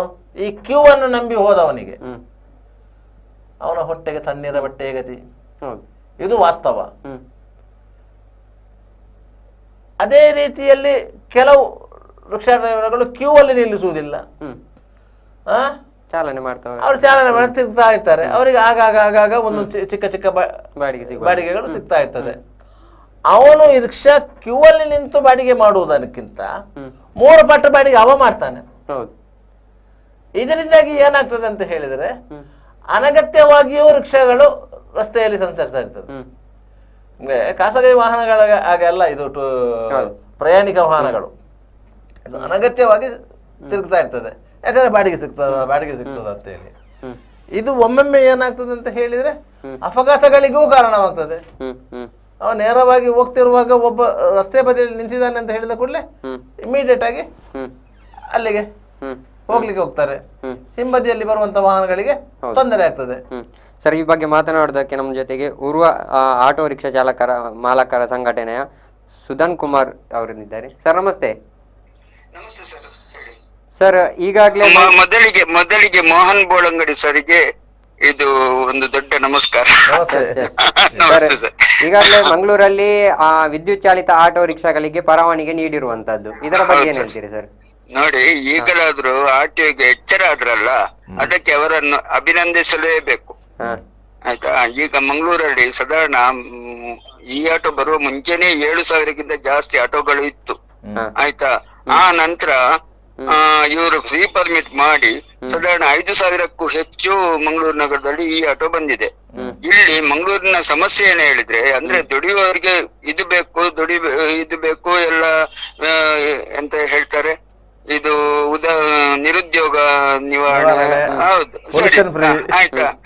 ಅದಕ್ಕೆ ಉಂಟಲ್ಲ ಈ ಆಟೋ ಫ್ರೀ ಪರ್ಮಿಟ್ ಕೊಟ್ಟು ಸಾಧಾರಣ ಒಟ್ಟಾರೆ ಇಲ್ಲಿ ಮಂಗಳೂರು ನಗರದಲ್ಲಿ ಈಗ ಸಂಚರಿಸಲಿಕ್ಕೆ ಸಾಧ್ಯ ಇಲ್ಲ. ಒಟ್ಟಾರೆ ಇದು ಎಂತ ಗಾಡಿ ಓಡ್ತಾನೆ ಇರ್ತವೆ, ಅವರಿಗೆ ಪಾರ್ಕಿಂಗ್ ಇಲ್ಲ. ಸರಿ ಹೇಳಿದಾಗೇನೆ ಅಲ್ಲಲ್ಲಿ ನಿಲ್ಲಿಸ್ತಾರೆ, ಸಡನ್ ನಿಲ್ಲಿಸ್ತಾರೆ, ಅಪಘಾತ ಆಗ್ತದೆ. ಹೀಗೆಲ್ಲ ಸಮಸ್ಯೆ ಉಂಟು. ಕೊನೆಗೂ ಮತ್ತು ಇದಕ್ಕೆ ತುಂಬಾ ಪ್ರತಿಭಟನೆ ಅದು ಇದೆಲ್ಲ ನಾವು ಮಾಡಿದೆವು. ಆದ್ರೂನು ಅದು ಕೇಂದ್ರ ಸರ್ಕಾರದ ಯೋಜನೆ, ಪೊಲ್ಯೂಷನ್ ಫ್ರೀ, ಇಂತೆಲ್ಲ ಕಾರಣ ಕೊಟ್ಟು ಅದನ್ನು ನಿಲ್ಲಿಸ್ಲಿಕ್ಕೆ ಸಾಧ್ಯನೇ ಇಲ್ಲ. ಮದ್ರಾಸು ಇದ್ರಲ್ಲಿ ಆರ್ಲಿಕ್ಕೆ ಉಂಟು, ಹಾಗೆ ಹೀಗೆ ಅಂತ ಹೇಳಿ ಈಗ ಕೊನೆಗೂ RTO ಅಧಿಕಾರಿಗಳು ಇದಕ್ಕೆ ಒಂದು ಪರ್ಮಿಟ್ ಬೇಕಂತ ಒಂದು ಇದು ಮಾಡಿದ್ದಾರೆ. ಅದಕ್ಕೆ ಅದು ಒಳ್ಳೆ ಬೆಳವಣಿಗೆ. ಅಲ್ಲ, ಪರ್ಮಿಟ್ ಇಲ್ಲದ ರಿಕ್ಷಕ್ಕೆ ಲಂಗು ಲಗಾಮಿ ಇರುವುದಿಲ್ಲಲ್ಲ. ಲಂಗು ಲಗಾಮಿ ಇಲ್ಲ, ಸರಿ 100ಕ್ಕೆ 100 ಸತ್ಯ. ಆಯ್ತಾ? ನಾವು ನೋಡಿ ಇನ್ನೊಂದು ಹೇಳ್ತೇನೆ ಸರ್, ಇದು ಪರ್ಮಿಟ್ ಇದ್ದ ರಿಕ್ಷೆಗಳಿಗೆ 2 ರಿಂದ 3 ಲಕ್ಷ ರೂಪಾಯಿ ಪರ್ಮಿಟ್ ಉಂಟು. ಅವರು ಕೂಡ ಇದೇ ರಸ್ತೆಯಲ್ಲಿ ಮಂಗಳೂರು ನಗರದಲ್ಲಿ ಓಡಾಡ್ಬೇಕು. ಈ ಪರ್ಮಿಟ್ ಇಲ್ಲದ ರಿಕ್ಷೆಗಳು ಓಡಾಡ್ತಿವೆ. ಹಾಗಾದ್ರೆ ಇವರು 2 ಲಕ್ಷ 3 ಲಕ್ಷ ಕೊಟ್ಟು ಪರ್ಮಿಟ್ ಕೊಟ್ಟು ನಾವು ಇದು ರಿಕ್ಷಾ ತಗೊಂಡು ಚಲಾಯಿಸ್ಲಿಕ್ಕೆ ಎಂತ ಅದಕ್ಕೆ ಇದಕ್ಕೆ ಮತ್ತೆ ಏನು, ಒಂದು ಕಣ್ಣಿಗೆ ಬೆಣ್ಣೆ ಒಂದು ಕಣ್ಣಿಗೆ ಸುಣ್ಣ ಅಂತ ಇದು ಆಗ್ತದೆ ನೋಡಿ. ಒಂದು ಪರ್ಮಿಟ್ಗೆ 2 ಲಕ್ಷ 3 ಲಕ್ಷ 3.5 ಲಕ್ಷ ಅಂತ ಹೇಳಿ ಅದೊಂದು ಪರ್ಮಿಟ್ ಮಾಫಿಯಾ ಅಲ್ವಾ? ಪರ್ಮಿಟ್ ಮಾಫಿಯಾ ಅಂತಲ್ಲ ಸರ್, ಅದು ಎಂತ ಹೇಳಿದ್ರೆ ಇಲ್ಲಿ ಮಂಗಳೂರು ನಗರದಲ್ಲಿ ಇದು ಬಾಡಿಗೆ ಉಂಟು, ನಿರುದ್ಯೋಗ ಸಮಸ್ಯೆ ಉಂಟು. ಅದಕ್ಕೆ ಬೇಕಾಗಿ ಜನಗಳು ಏನು ಕೆಲಸ ಇಲ್ಲದಕ್ಕೆ ಈಗ ಡಿಗ್ರಿಯಾಗಿ ಬರ್ತಾರೆ. ಈಗ ಒಳ್ಳೆ ಇಂಗ್ಲಿಷ್ ಮಾತಾಡುವವರು ನಮ್ಮ ಚಾಲಕರಿದ್ದಾರೆ, ಅವರಿಗೆ ಕೆಲಸ ಇಲ್ಲ. ಎಂತ ಮಾಡುದು? ಇಲ್ಲದ್ರೆ ಸಿಟಿ ಸೆಂಟರ್ ಅಲ್ಲಿ ಟೈ ಕಟ್ಟಿ ನಿಲ್ಬೇಕು. ಆಯ್ತಾ? ಅದಕ್ಕೆ ಬೇಕಾಗಿ ರಿಕ್ಷಾ ಅನಿವಾರ್ಯವಾಗಿ ಅವರು ಇದಕ್ಕೆ ಬರ್ತಾರೆ. ಅದು ಬರ್ಬೇಕಿದ್ರೆ ಎಂತ ಮಾಡ್ಬೇಕು? ನಮ್ಮ ಪರ್ಮಿಟ್ ಅನ್ನು ತಗೊಳ್ಬೇಕು, 2 ಲಕ್ಷ 3 ಲಕ್ಷ. ಈಗ ಈ ಆಟೋ ಬಂದದ್ದು ಅವರಿಗೊಂದು ಅನುಕೂಲ ಆಗಿದೆ. ಆಯ್ತಾ? ಆದ್ರೂನು ಈ ಮಂಗಳೂರು ನಗರದಲ್ಲಿ ದಿನಕ್ಕೆ 100 ರಿಂದ 150 ಹೊಸ ರಿಕ್ಷಾಗಳು, ಹೊಸ ಬೈಕ್ಗಳು, ಹೊಸ ಕಾರುಗಳು, ಹೊಸ ಇದು ಎಲ್ಲ ವ್ಯವಸ್ಥೆ, ಇದು ರಿಜಿಸ್ಟ್ರೇಷನ್ ಆಗ್ತವೆ. ಅದೇ ರಸ್ತೆ, ಅದೇ ಪಾರ್ಕಿಂಗ್, ಇಲ್ಲಿ ನಿಲ್ಲಿಸ್ಲಿಕ್ಕೆ ಜಾಗ ಇಲ್ಲ. ಮೊನ್ನೆ ಒಂದು ಕತೆ ಕೇಳಿದಿರಿ, ಒಂದು ಮರದ ಮಡಿಯಲ್ಲಿ ನಿಂತವನಿಗೂ 500 ರೂಪಾಯಿ ದಂಡ ಹಾಕಿದ್ದಾರೆ. ಅವ ಪಾಪ ಕೂಗ್ತಾನೆ. ಇಂಥದೇ ಪರಿಸ್ಥಿತಿ. ಅದು ಅವೊಂದು ಫೇಸ್ಬುಕ್ ಅಲ್ಲಿ ಬಂದ ನಂತರ ಗೊತ್ತಾಯ್ತು ಇಂಥ ಸಮಸ್ಯೆ ಸಾಧಾರಣ ದಿವಸಕ್ಕೆ 100ಕ್ಕೂ ಮಿಕ್ಕಿ ರಿಕ್ಷಾ ಚಾಲಕರಿಗೆ ಆಗ್ತದೆ. ಇದು ಫ್ಯಾಕ್ಟ್. ಓಕೆ ಸರ್, ಮಾತನಾಡೋದಕ್ಕೆ ಧನ್ಯವಾದಗಳು ಸರ್. ಆಯ್ತು.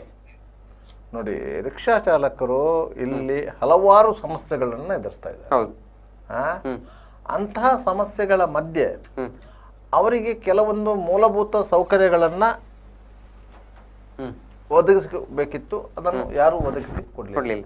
ರಿಕ್ಷಾ ಚಾಲಕರು ತಮ್ಮ ಸಂಘಟನೆಯನ್ನು ಕಟ್ಟಿಕೊಂಡು ಬಲವಾದಂಥ ಪ್ರತಿಭಟನೆ ಮಾಡಿದ್ರು ಸಹ ಸರ್ಕಾರಿ ಅಧಿಕಾರಿಗಳು ಅಂದರೆ RTA ಏನು ಪ್ರಾದೇಶಿಕ ಸಾರಿಗೆ ಪ್ರಾಧಿಕಾರ ಏನಿದೆ ಅದರ ಬಗ್ಗೆ ತಲೆ ಬಿಸಿ ಮಾಡ್ತಾ ಇರಲಿಲ್ಲ.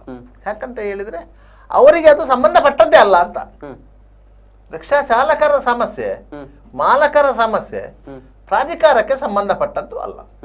ನಾವು ರಿಕ್ಷಾಕ್ಕೆ ಒಂದು ಪರ್ಮಿಟ್ ಕೊಡ್ತೇವೆ, ಅವರು 5 ವರ್ಷಗಳಿಗೊಮ್ಮೆ ರಿನ್ಯೂ ಮಾಡ್ತಾರೆ. 600 ರೂಪಾಯಿ ಫೀಸ್ ಇದೆ, ಅದನ್ನ ಕಟ್ಟಿ ಮಾಡ್ತಾರೆ. ಮತ್ತೆ ನಮಗೆ ಮತ್ತವರಿಗೆ ಸಂಬಂಧ ಇಲ್ಲ ಅಂತ ಹೇಳಿ.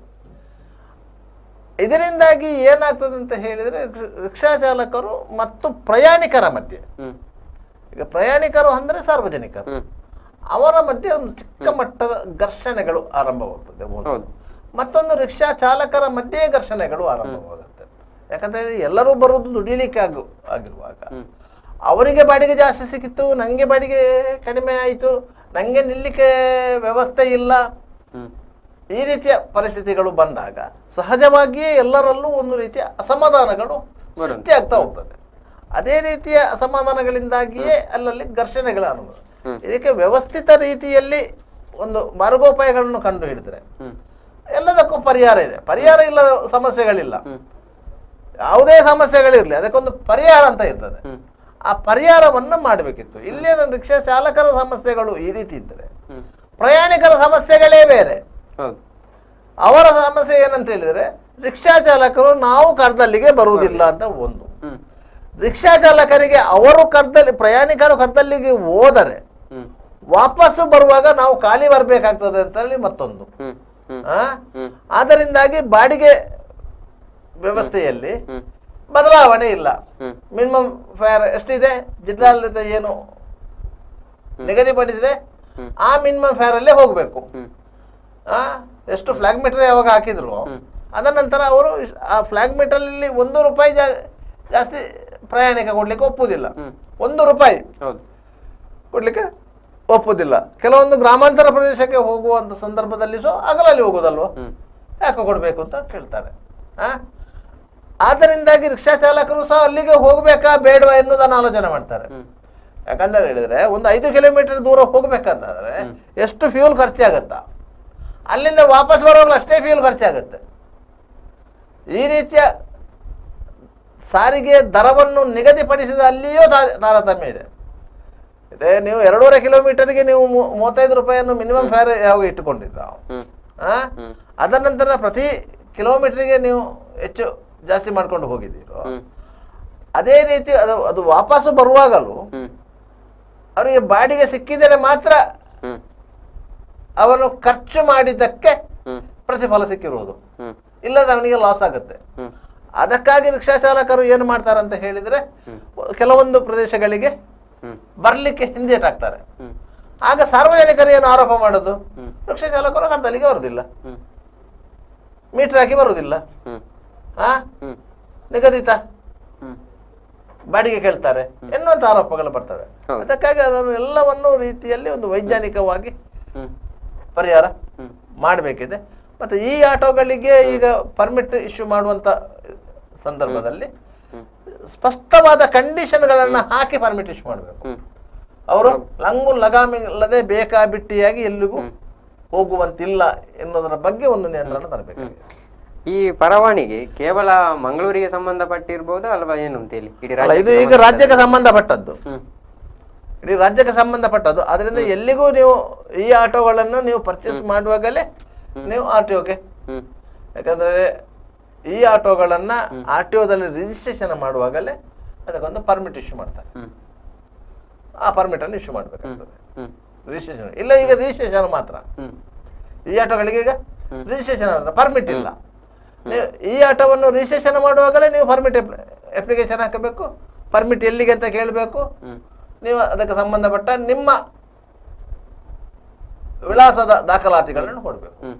ಆ ವಿಳಾಸದ ದಾಖಲಾತಿಗಳ ಇಷ್ಟೇ ಕಿಲೋಮೀಟರ್ ಸುತ್ತಳದಲ್ಲಿ ಪರ್ಮಿಟ್ ಕೊಡ್ಬೇಕಂತ ಇವರು ಹೇಳ್ತಾ ಇರೋದು. ಅದಕ್ಕೆ ಸರ್ಕಾರಿ ಮಟ್ಟದಲ್ಲಿ ಆ ನಿಬಂಧನೆಗಳು ಇರುವುದಿಲ್ಲ. ಸರ್ಕಾರಿ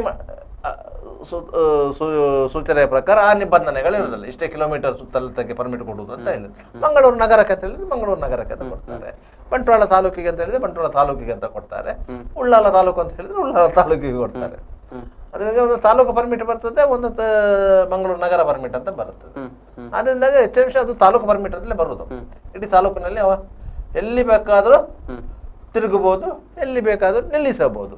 ಆ ರೀತಿಯ ಪರ್ಮಿಟ್ಗಳು ಇಶ್ಯೂ ಆಗುವುದು. ಈಗ ಮುಂದಿನ ದಿನಗಳಲ್ಲಿ ಎಲೆಕ್ಟ್ರಿಕ್ ಆಟೋಗಳು ಬಂದ್ರೆ ಪೆಟ್ರೋಲ್ ಡೀಸೆಲ್ ಹಾಕುವಂತ ವಾಹನಗಳು ಮೂಲೆ ಗುಂಪಾಗುದಿಲ್ವ ಅಂತ ಹೇಳಿ?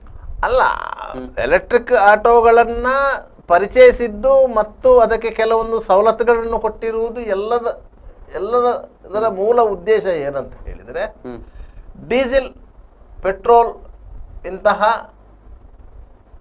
ಇಂಧನಗಳ ಕನ್ಸಮನ್ನು ಕಡಿಮೆ ಮಾಡಲಿಕ್ಕೆ ಬೇಕಾಗಿದೆ. ಯಾಕಂತ ಹೇಳಿದ್ರೆ, ನಾವು ಪೆಟ್ರೋಲನ್ನು ಹೊರ ದೇಶದಿಂದ ಪರ್ಚೇಸ್ ಮಾಡಬೇಕಿದೆ. ಪೆಟ್ರೋಲಿಯಂಗಳನ್ನ ಅದನ್ನು ನಾವು ಇಲ್ಲಿ ರಿಫೈನ್ ಮಾಡಬೇಕು, ಪೆಟ್ರೋಲ್ ಉತ್ಪಾದನೆ ಮಾಡಬೇಕು. ಅದನ್ನು ಕಡಿಮೆ ಮಾಡುವ ಉದ್ದೇಶದಿಂದಲೇ ಈ ಸಾರಿಗೆ ವಾಹನಗಳಿಗೆ ಬೇರೆ ಬೇರೆ ರೀತಿಯ ಇಂಧನಗಳನ್ನು ಪರಿಚಯಿಸಬಹುದು. ಅದರಲ್ಲಿ ಒಂದು ಎಲೆಕ್ಟ್ರಿಕ್. ಈಗ ಜೈವಿಕ ಇಂಧನಗಳು ಇದೆ, LPG ಇದೆ. ಇದು ಎಲ್ಲವೂ ಪರಿಚಯಿಸಿದ್ದು ಪೆಟ್ರೋಲ್ ಅವಲಂಬನೆ ಏನಿದೆ, ಡೀಸೆಲ್ ಅವಲಂಬನೆ ಏನಿದೆ ಅದನ್ನು ಕಡಿತಗೊಳಿಸುವಂತ ಪ್ರಯತ್ನ. ಅದು ಒಂದು ರೀತಿಯಲ್ಲಿ ದೇಶದ ಆರ್ಥಿಕ ಪರಿಸ್ಥಿತಿಯ ಮೇಲೆ ಪರಿಣಾಮ ಬೀರ್ತದೆ, ಮತ್ತೊಂದು ಪರಿಸರ ಸಂರಕ್ಷಣೆ ವಿಚಾರದಲ್ಲೂ ಅನುಕೂಲ ಆಗುತ್ತೆ. ಅದಕ್ಕೆ ಬೇಕಾಗಿ ಈ ಯೋಜನೆಯನ್ನು ಕೇಂದ್ರ ಸರ್ಕಾರ ಜಾರಿಗೆ ತಂದಿರುವುದು. ಮತ್ತೆ ಆರಂಭದಲ್ಲಿ ಇದಕ್ಕೆ ಸಬ್ಸಿಡಿ ಕೊಡ್ತಾರಂತಲಿತ್ತು, ಈಗ ಸಬ್ಸಿಡಿ ಕೊಡ್ತಾ ಇಲ್ಲ. ವಾಹನಗಳು ಈಗ ಸಬ್ಸಿಡಿ ರೇಟಲ್ಲೇ ಹೊರಗೆ ಬರ್ತಾ ಇದೆ ಅಂತ ಹೇಳ್ತೇವೆ. ಹ್ಮ್. ಆ್ಯಕ್ಚುಲಿ ಅದಕ್ಕೆ ಕೇಂದ್ರ ಸರ್ಕಾರ ಸಬ್ಸಿಡಿ ಕೊಡ್ತೇವೆ ಅಂತ ಹೇಳಿತ್ತು. ಅದಕ್ಕೆ ಮತ್ತೆ ವಾಹನಗಳನ್ನ ತಯಾರಿಸುವ ಕಂಪನಿಗಳಿಗೆ ಸಬ್ಸಿಡಿ ಕೊಡುವಂಥ ವ್ಯವಸ್ಥೆಯನ್ನು ಮಾಡಿತ್ತು. ದುರುಪಯೋಗ ಆಗ್ತದೆ ಸಬ್ಸಿಡಿ ಅಂತ ಹೇಳಿ. ಯಾಕಂತ ಹೇಳಿದ್ರೆ ಆ ವಾಹನದಲ್ಲಿ ಇರುವಂಥದ್ದು ಏನು, ಆ ತಗಡು ಮತ್ತು 2 ಬ್ಯಾಟ್ರಿ. ಒಂದು ಬ್ಯಾಟ್ರಿ ಉತ್ಪಾದನೆಯಲ್ಲಿ ಸಬ್ಸಿಡಿ ಕೊಡುವಂಥದ್ದು, ಮತ್ತು ತಗಡಿಗೆ ಸಬ್ಸಿಡಿ ಇಲ್ಲ. ತಗಡಿ ಬಿಟ್ಟರೆ ಮತ್ತೆ ಏನಿಲ್ಲ ಅದರಲ್ಲಿ, ಮತ್ತೆ 3 ಟೈರು ಆ ವಾಹನದಲ್ಲಿ ಇರೋದಷ್ಟೇ. ಬೇರೆ ವಾಹನದಲ್ಲಿ ಇಂಜಿನ್ ಇದೆ, ಬೇರೆ ಬೇರೆ ಪಾರ್ಟ್ಗಳಿವೆ ಬೇರೆ ರಿಕ್ಷಾದಲ್ಲಿ. ಇದರಲ್ಲಿ ಅಂಥದ್ದೇನಿಲ್ಲ, ಇದರಲ್ಲಿ ಕೇವಲ ತಗಡು ಮಾತ್ರ ಇರೋದು, ಮತ್ತೆ 3 ಚಕ್ರಗಳಿರೋದು, ಮತ್ತೆ battery. Yes sir, thank you so much. ಇವತ್ತಿನ ಈ ಒಂದು ಸುದ್ದಿಗೊಂದು ಗುದ್ದು ನೇರ ಪ್ರಸಾರದಲ್ಲಿ ಭಾಗವಹಿಸಿದ್ದೀರಿ. Thank you so much sir.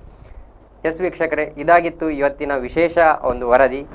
ನಿರಂತರ ಸುದ್ದಿ, ಮಾಹಿತಿ, ಮನೋರಂಜನೆಗಾಗಿ ನೋಡ್ತಾ ಇರಿ V4 ನ್ಯೂಸ್, ಮುನ್ನುಡಿ ಮುನ್ನಡೆಗಾಗಿ.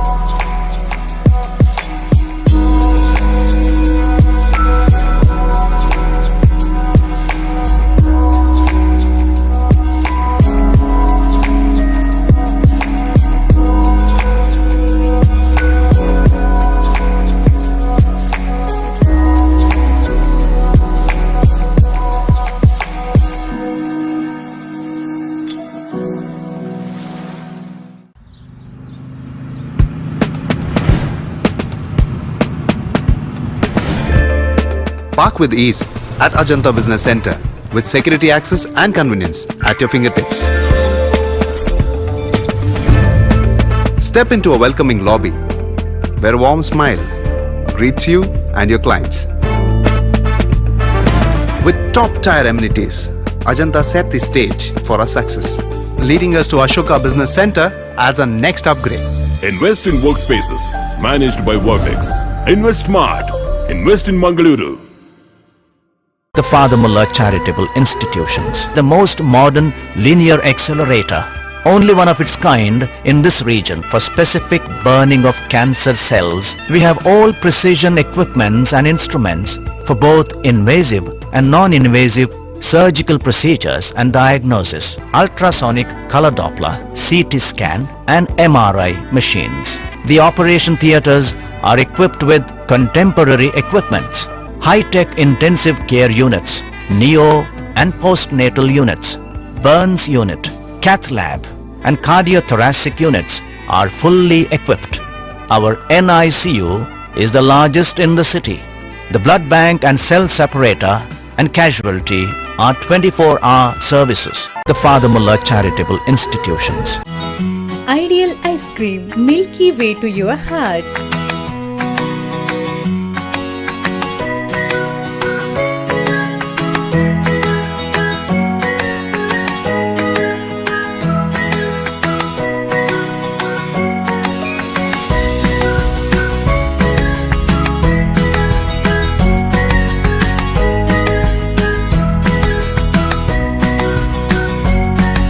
Embellished with a variety of fruits and flavored with rich crunch and chips, they treat your taste buds. Ideal ice cream.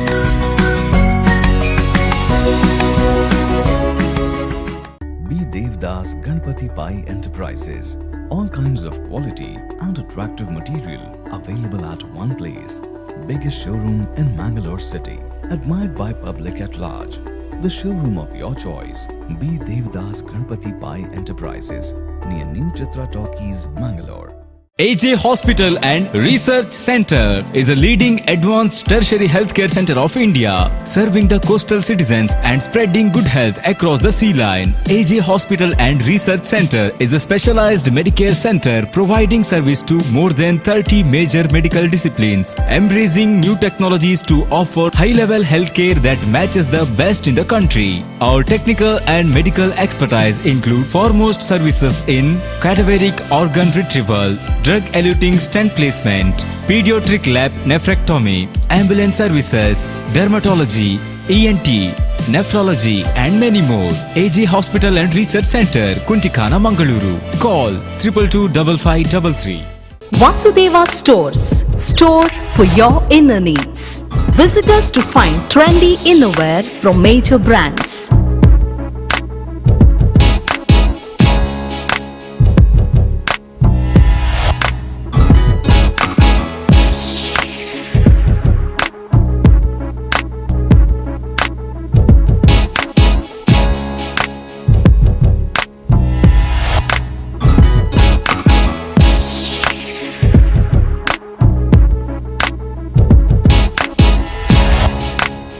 Visit Vasudeva Stores, ground floor, Ideal Towers, near Sharavu Ganapati Temple, Mangaluru.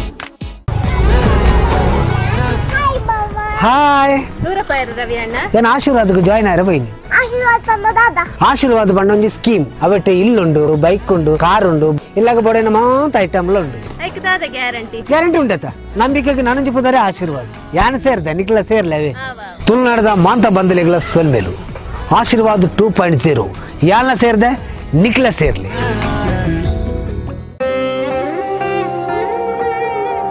ಆಹಾ, shining ಆದ್ರೆ ಏನೋ missing.